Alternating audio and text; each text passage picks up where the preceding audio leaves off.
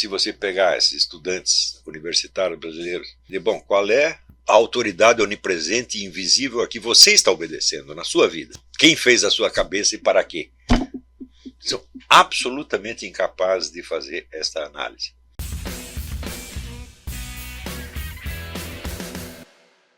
De vez em quando eu gosto de pegar algum episódio assim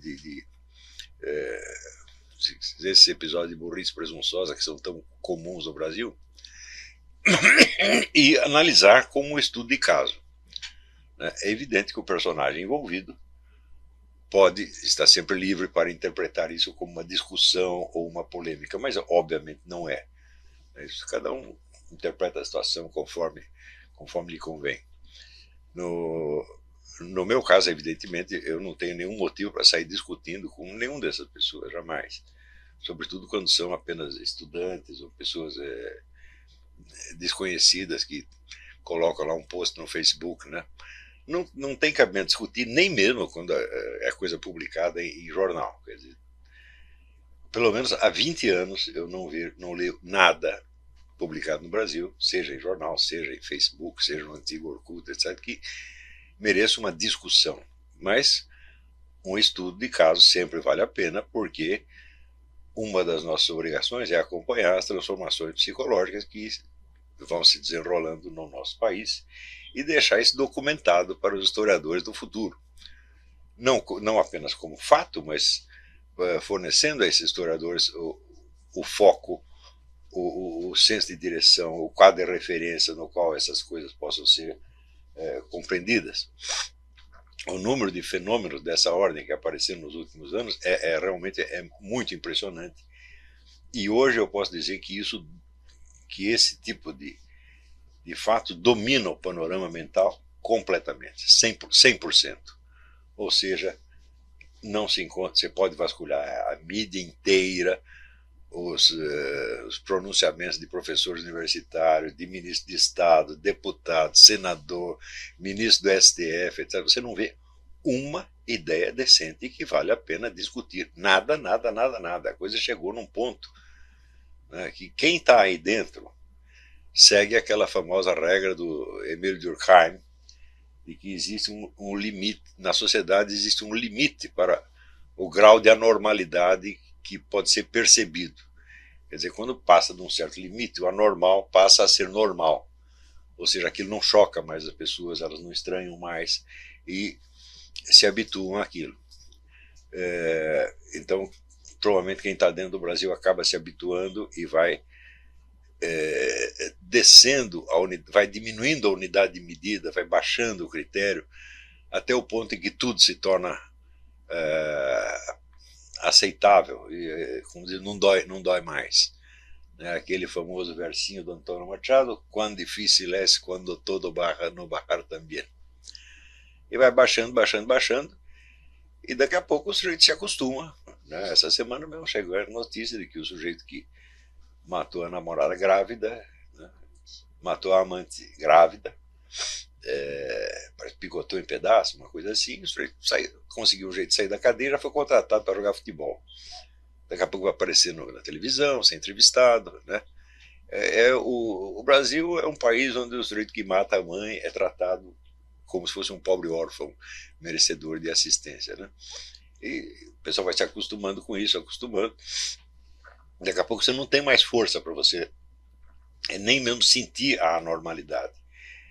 Ver, uma das fatalidades da vida humana é o seguinte: todo mundo tem que ganhar a vida. Ninguém, mesmo que você nasça rico, alguma coisa você vai ter que fazer para assegurar e manter sua riqueza. E se você for pobre, então você vai ter que se virar de algum modo. Para fazer isso, você tem que entrar na famosa trama de relações econômicas. Não tem como você ganhar a vida sozinho. Quer dizer, um homem sozinho, né, provavelmente morrera de fome, né, a não ser que ele sozinho recomeçasse a civilização desde os seus primórdios, inventasse as primeiras ferramentas, etc, etc.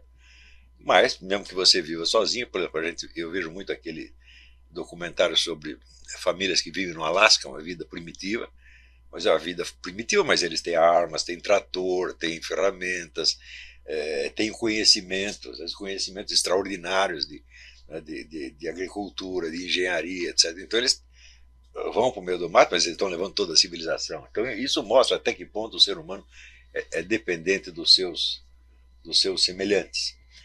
E quando você entra nessa trama, você ainda isso acontece quando você ainda é muito novo e inexperiente, mas você não vai começar assim a trabalhar com 40, 50 anos. Eu só conheci um sujeito que começou a trabalhar aos 50 anos, era um conde, ele nunca tinha trabalhado na vida, né? E aconteceu que um dia o sogro, né, falou: pô, você não pode continuar assim, você tem que trabalhar pelo menos um pouquinho. A sua vida arrumou um emprego para ele no seu próprio banco, né? É o único caso que eu conheci. Em geral, quando você começa a trabalhar, quando você entra na trama econômica, você é novo. E junto com a trama econômica, você tem que absorver uma série de regras de conduta, uma série de hábitos de pensamento, hábitos de linguagem, hábitos de julgamento, sentimentos. Tudo isso entra dentro de você. E para você, o que isso representa? Isso representa o mundo. Isso é o mundo no qual você entra. Você não vê isso tudo como se fosse apenas uma sociedade, uma cultura. Não, isso é a realidade, é o mundo mesmo. Então, para você, tudo aquilo não é um conjunto de interpretações, mas é um fato bruto. Você aprende a ver as coisas como os outros estão vendo, a sentir como os outros sentem. E se você não passar por isso, você simplesmente não sobrevive. Se você tem uma dificuldade de adaptação a isso, você está lascado. Então, é fácil você perceber quando as pessoas são incapazes de se adaptar a esse meio, como elas se dão mal.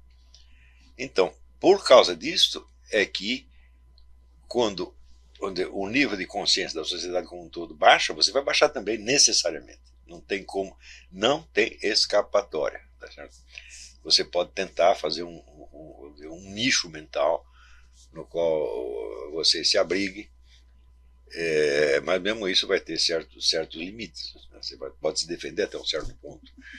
Em geral, a única maneira de você escapar disso é você se associar aos seus semelhantes, as pessoas que estão sentindo a mesma coisa que você, e você faz dentro da cultura vigente, você faz uma subcultura, um nicho cultural, que é exatamente o que acontece com vocês aqui neste curso. Quer dizer, vocês, à medida que vão estudando aqui, vocês criam outras amizades, outras referências, e também, vamos dizer, a quantidade de leitura modifica muito isso. Quer dizer, a cultura adquirida é, vamos dizer, um instrumento de defesa psicológica absolutamente formidável.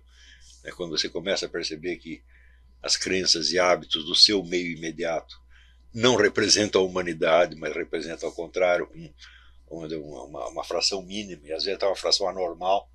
Mas você vê que, bom, você pode parecer anormal perante o seu meio social, mas o seu meio social é anormal em relação à espécie humana, à média da espécie humana. Então isso tudo vai criando um instrumento de defesa, mas, em geral, as pessoas são totalmente indefesas e absorvem isso com uma inocência e são tão indefesas perante isso que é uma coisa deplorável. Então, é claro que o instrumento fundamental de amoldagem das pessoas ao estado social vigente é a educação, é a escola. A escola é o meio pelo qual, né, como chamava o Pierre Bourdieu, é meio de reprodução das relações sociais existentes. Né? E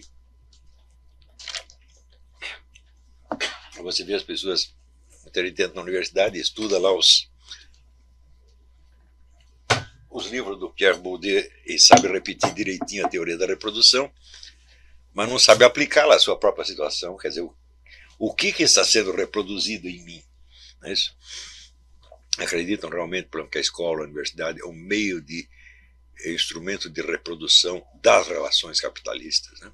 E, portanto, o meio de propagação da ideologia capitalista. E ele nunca se lembra de pensar: peraí, mas se a universidade reproduz a ideologia capitalista, alguém deveria ensinar a ideologia capitalista para mim aqui dentro, e o pessoal só ensina o contrário. Então é evidente que há um outro tecido de relações que está sendo transmitido ali, é uma outra coisa que está sendo reproduzida. E é curioso você observar a total incapacidade que os estudantes universitários, principalmente no Brasil, têm para, vamos dizer, interpretar a sua própria situação com os instrumentos intelectuais que o próprio Pierre Bourdieu lhes deu. Se você observa qual é a ideologia que está sendo transmitida, a ideologia não aparece do nada, a ideologia reflete, evidentemente, vamos dizer, um conjunto de interesses objetivos, interesses políticos, econômicos, etc., objetivo, e, portanto, tem poderes por trás. Ninguém se lembra de perguntar, peraí, quais são os poderes que estão me transmitindo essas ideias que eu estou adquirindo aqui? Quer dizer, você fica analisando um sistema educacional imaginário que implanta nas pessoas a ideologia capitalista, o reacionarismo, os valores cristãos, etc, etc. Esse sistema educacional não existe. É este que eles analisam, né? O totalmente imaginário e o sistema educacional real dentro do qual eles estão, para eles é como se não existisse ou como se fosse, vamos dizer, a própria natureza das coisas. Ora, quando um conjunto de crenças, de hábitos e valores se torna a própria natureza das coisas, é exatamente isso que se chama de hegemonia. A palavra grega, o hegemon, vamos dizer, é o poder invisível de uma lei da natureza. A lei da gravidade, você não pensa nela, você não precisa pensar, você está submetido a ela, mas aquilo faz tanto tempo que está aí que você não repara. Né? Então, o simples prosseguimento esse processo da reprodução, se ele dura bastante tempo, ele passa como inteiramente natural. Ele não é uma criação humana mais. Ele é aquilo que dizia Antônio Gramsci, um imperativo categórico, um mandamento divino, portanto, uma autoridade onipresente e invisível. Então, se você pegar esses estudantes universitários brasileiros e dizer, bom, qual é a autoridade onipresente e invisível a que você está obedecendo na sua vida? Quem fez a sua cabeça e para quê? São absolutamente incapazes de fazer esta análise. Acreditam, às vezes, piamente que estão lutando contra a exploração capitalista. Aqui nos Estados Unidos está cheio de gente que acredita que está lutando contra a exploração capitalista, financiada ali pelo Rockefeller, George Soros, né? Zuckerberg, Bill Gates. Né? Então você tem toda a alta burguesia, né, financiando esses meninos para eles acreditarem que estão lutando contra o capitalismo, quando na verdade eles estão fomentando o capitalismo. Isso é a coisa mais óbvia do mundo. Né? Então esta inconsciência chega, às vezes, ao nível da estupidez pura e simples. As pessoas foram realmente estupidificadas. Né? Eu acho que idiotizadas é uma palavra pouco... idiota é pouco. Não é isso? É realmente estupidez, é um retardamento mental, uma coisa desse tipo, virou um problema clínico. Né? E este estado de espírito se espalha por milhões de pessoas. Tá certo?